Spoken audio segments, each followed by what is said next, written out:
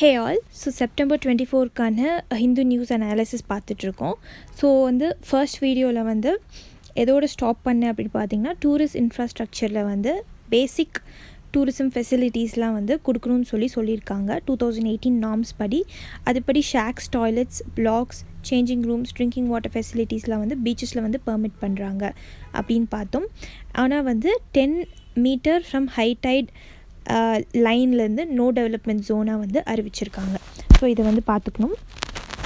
So next என்ன பார்க்க போகிறோம் அப்படின்னு பார்த்தீங்கன்னா, அதோட 4th ரூல் என்ன அப்படின்னு பார்த்தீங்கன்னா, கிளியரன்சஸ் ஸ்ட்ரீம்லைன்ட். சிஆர்இசட் கிளியரன்சஸ் ஸ்ட்ரீம்லைன் பண்ணியிருக்காங்க.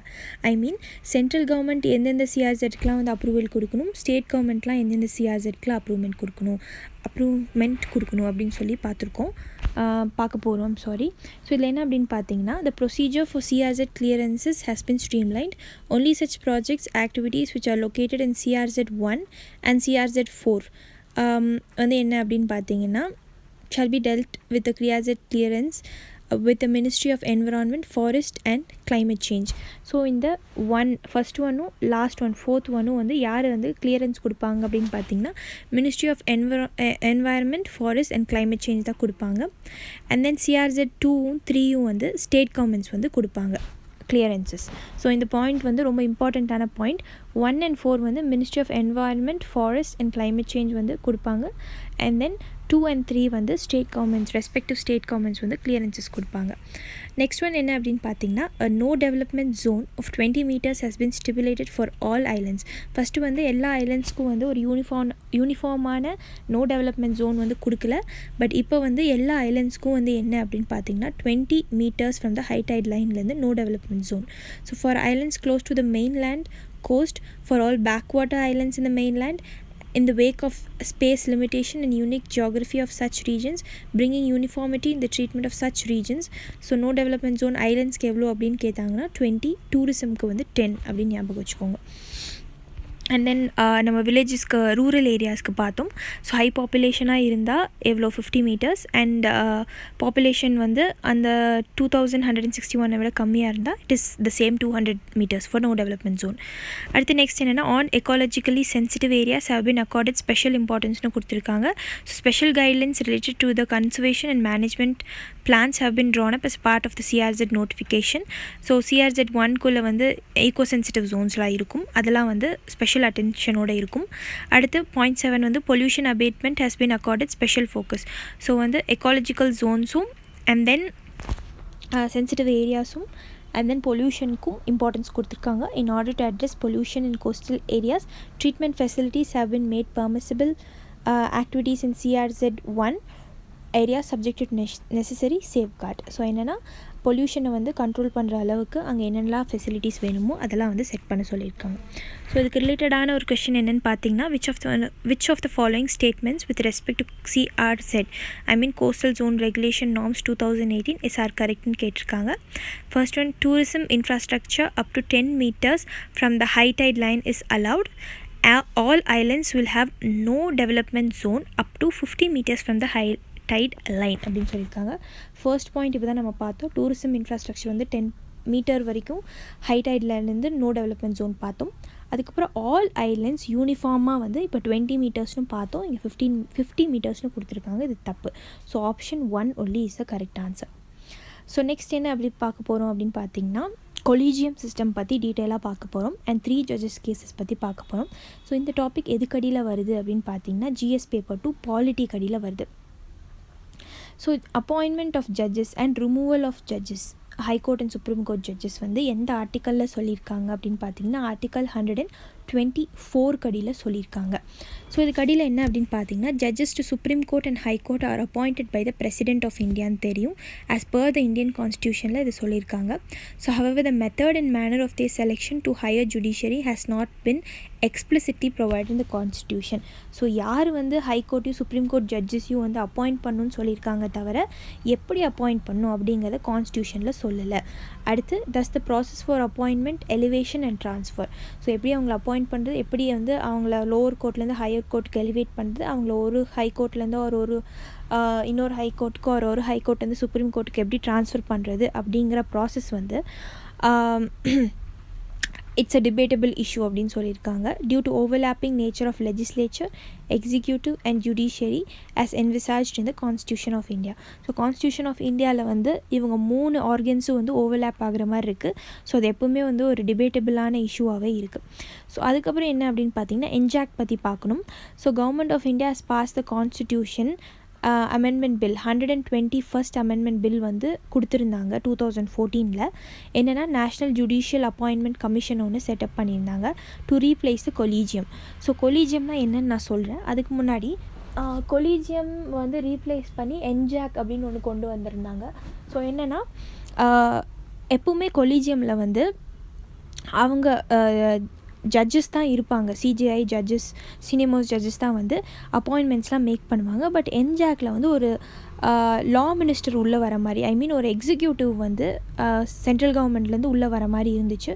ஸோ அது வந்து இதோட லைக் கொலீஜியம் சிஸ்டம் வந்து பாதிக்கப்படுற மாதிரி இருந்துச்சு. ஸோ அதை ஸ்ட்ரைக் டவுன் பண்ணிட்டாங்க. However 5 judge bench of the supreme court declared NJAC as unconstitutional. அதுக்கப்புறம் வந்து ஒரு 5 judge பெஞ்ச் வந்து என்ஜாக் அன்கான்ஸ்டியூஷனல் சொல்லிட்டாங்க because of the interference from the executive in the judicial appointments. பார்த்தோம் எக்ஸிக்யூட்டிவ்லேருந்து உள்ளே வந்துட்டு இருந்தாங்க, அப்பாயின்மெண்ட்டில் தலையிட மாதிரி இருந்துச்சு.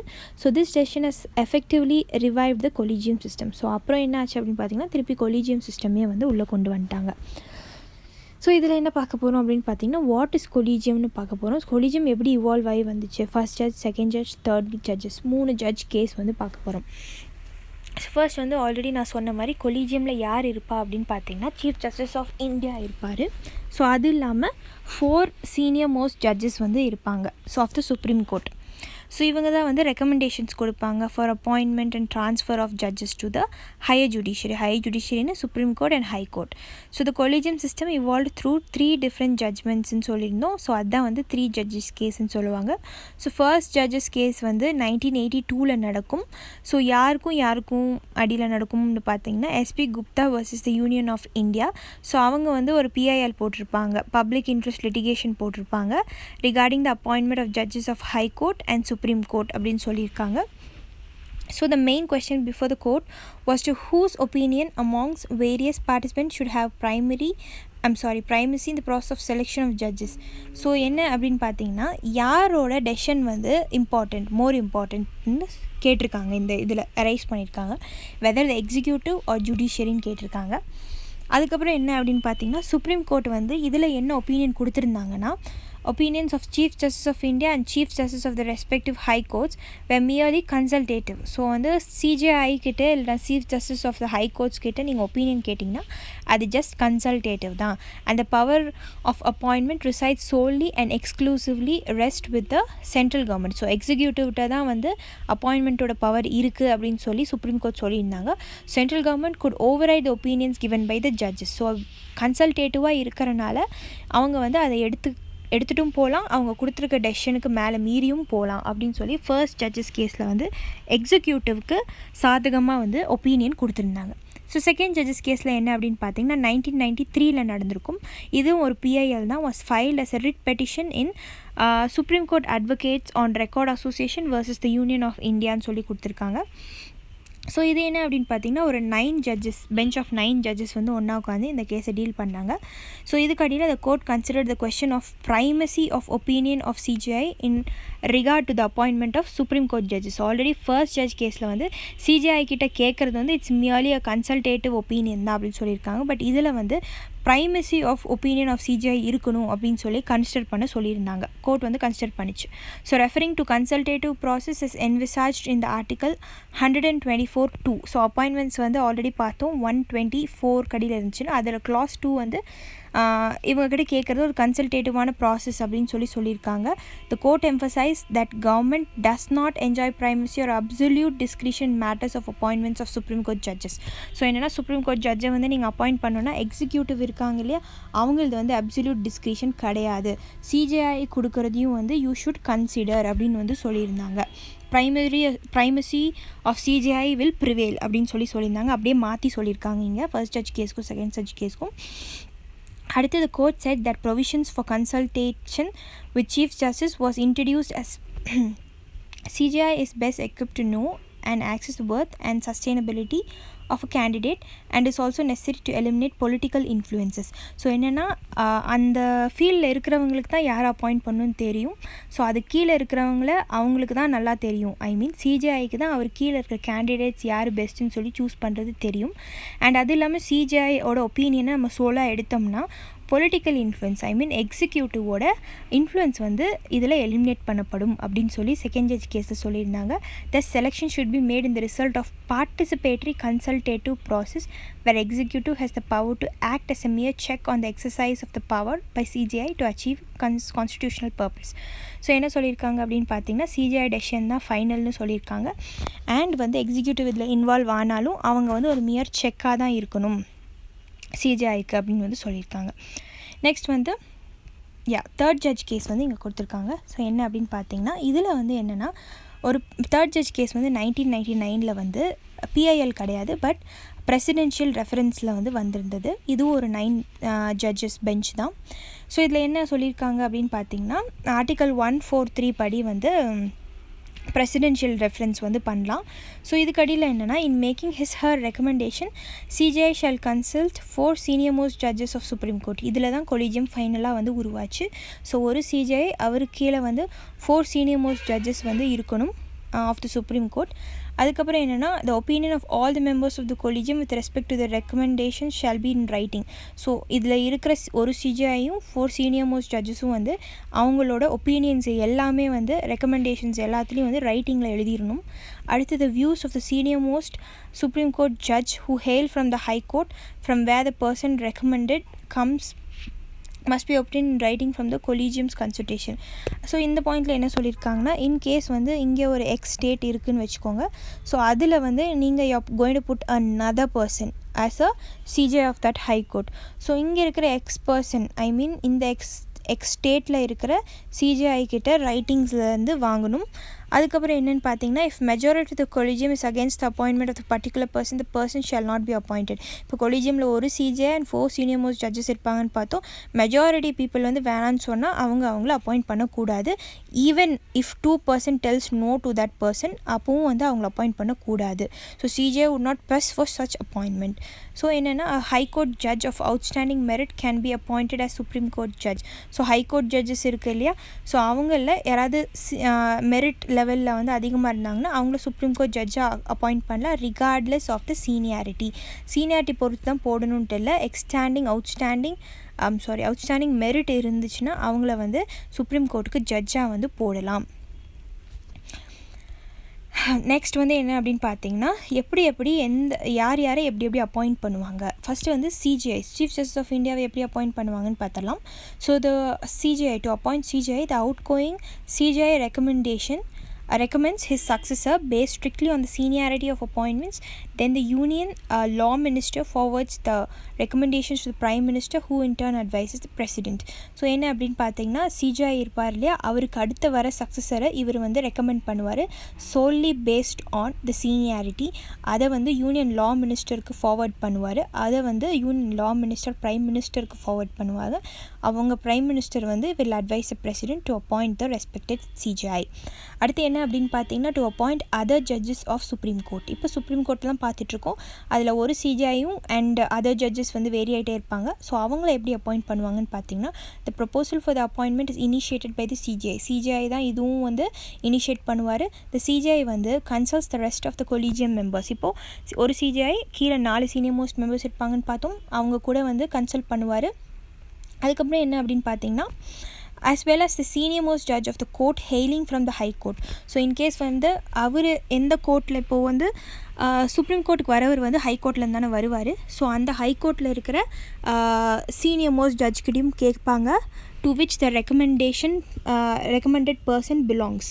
ஸோ எந்த கோர்ட்டில் அவர் இங்கே வரப்போகிறவர் இருக்காரோ அந்த கோர்ட்டில் இருக்கிற சீனியர் மோஸ்ட் ஜட்ஜ்கிட்டையும் ரெக்கமெண்டேஷன் கேட்பாங்க. So the members of the collegium must record their opinions and ரைட்டிங்னு பார்த்தோம். It should be a part of the file. So the collegium sends a recommendation to the law minister, prime minister, and prime minister will advise the president to appoint them. இப்படி தான் வந்து other ஜட்ஜஸையும் வந்து போடுவாங்க சுப்ரீம் கோர்ட்டுக்கு.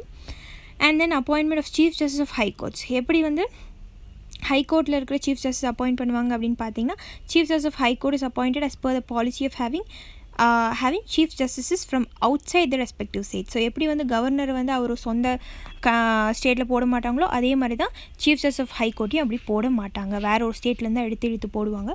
So the collegium takes the call வந்து elevation. So collegium வந்து வந்துடுவாங்க. அடுத்து high court judges are recommended by a collegium comprising of high கோர்ட்டில் இருக்கிற ஜட்ஜஸை வந்து எப்படி வந்து அப்பாயிண்ட் பண்ணுவாங்கன்னா ஒரு CJI chief justice of India இருப்பார். அதுக்கப்புறம் 2 சீனியர் மோஸ்ட் ஜட்ஜஸ் வந்து ஹை கோர்ட்டில் இருக்கிறவங்கள வந்து அப்பாயிண்ட் பண்ணுவாங்க. சுப்ரீம் கோர்ட்டுக்கு தான் 4 பேர், ஹை கோர்ட்டுக்கு 2 பேர் இருந்தால் போதும். அடுத்து the proposal is initiated by the chief justice of the respective high court. So அந்த கோர்ட்டில் இருக்கிறவங்களே வந்து லைக் வெளியே போகிறவர் வந்து இனிஷியேட் பண்ணுவார், அடுத்து யார் வருவா, எப்படி இங்கே வந்து சிஜிஐ பார்த்தோமோ அதே மாதிரி தான் இங்கேயும். அதுக்கப்புறம் என்ன அப்படின்னு பார்த்தீங்கன்னா அவர் வந்து 2 சீனியர் மோஸ்ட் கொலீக்ஸ் கிட்ட கேட்டு தான் இது பண்ணுவார். So the recommendation sent to chief மினிஸ்டருக்கு சென்ட் பண்ணுவாங்க, ஏன்னா ஹைகோர்ட்டில் இருக்காங்க இவங்க. அப்புறம் சீஃப் மினிஸ்டர் என்ன பண்ணுவாங்கன்னா அட்வைஸ் த கவர்னர். அதுக்கப்புறம் இந்த கவர்னர் தான் வந்து லா மினிஸ்டருக்கு அனுப்புவாங்க. அதுக்கப்புறம் தான் மிச்சம் அப்பாயின்மெண்ட்ஸ்லாம் நடக்கும். ஸோ இதுதான் வந்து அப்பாயின்மெண்ட்ஸ்க்கான ப்ரொசீஜர்ஸ். அடுத்து ட்ரான்ஸ்ஃபர் எப்படி பண்ணுவாங்க அப்படின்னு பார்த்தீங்கன்னா collegium also recommends the transfer of chief justice and other judges. Transfer பண்ணுறக்கும் கொலிஜியம் தான் வந்து ரெக்கமெண்ட் பண்ணுவாங்க. இது வந்து எந்த ஆர்டிக்கலில் சொல்லியிருக்காங்க, ஆர்டிக்கல் 222. ஸோ ட்ரான்ஸ்ஃபர் எந்த ஆர்டிக்கலில் சொல்லியிருக்காங்கன்னு கேட்டாங்கன்னா article 222 of the constitution provides for the transfer of judge from one high court to another. So when CJ is transferred, இப்போ ஒரு chief justice of the high கோர்ட்டை வந்து ட்ரான்ஸ்ஃபர் பண்ணுறாங்கன்னா ரீப்ளேஸ்மெண்ட் மஸ்ட் ஆல்சோ எந்த இடத்துக்கு ட்ரான்ஸ்ஃபர் பண்ணுறாங்களோ அங்கே அவர் போயிடுவார். பட் இந்த இடம் வேக்கண்ட்டாக இருக்கும். ஸோ அந்த இடத்துல ஃபில் பண்ணுறக்கும் அவங்களுக்கு வந்து ஆள் இருக்கணும். அதுக்கும் வந்து அவங்க ரெக்கமெண்டேஷன்ஸ் வாங்கி வச்சுருக்கணும். அடுத்து in matters of transfers the opinion of the CJI is டிட்டர்மினேட்டிவ்.